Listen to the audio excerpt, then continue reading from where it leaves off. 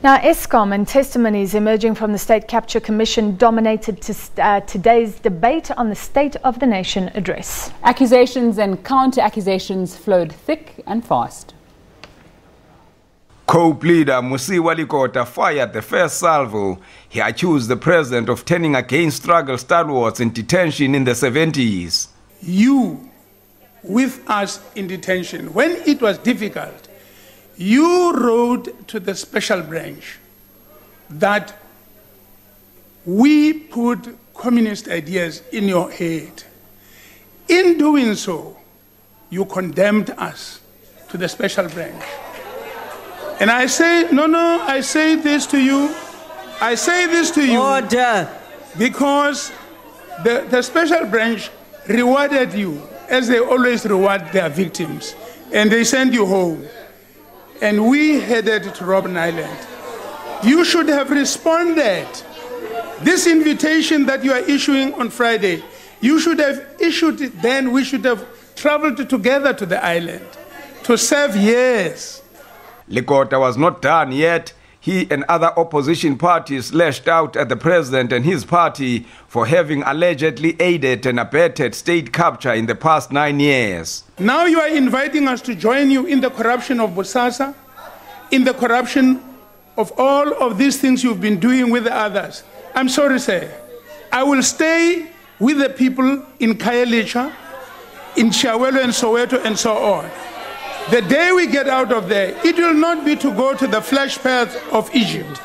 It will be to go with our people when freedom is there for everybody.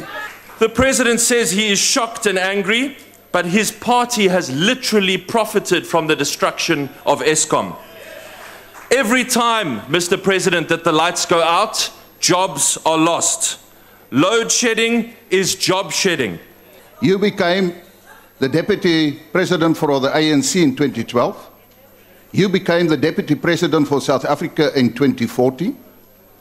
So where were you? What did you do in 5 to 7 years of this 9 lost years that has cost South Africa dearly and its taxpayers?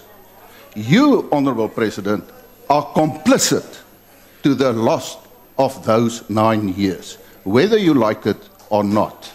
The ANC government further sabotaged Eskom by enabling industrial-scale looting and plundering by the Guptas and friends, as highlighted in various state capture inquiries. The ANC government must be held accountable for aiding and abetting the Eskom meltdown. It is not the actions of the past 12 months that reveal whether the ruling party can be trusted. It is the actions of the past 25 years. Yes, we have a different captain, but how can South Africans pin their hopes on change for the better, Mr. President, if your generals are still the same crew who stood by and watched when the 9 lost years were unfolding? The ANC pushed back by articulating its successes over the past 25 years. They include building of infrastructure such as schools, roads, and affording the people free electricity and education. The president will respond tomorrow. Manelisi Tubase, SABC News, Parliament.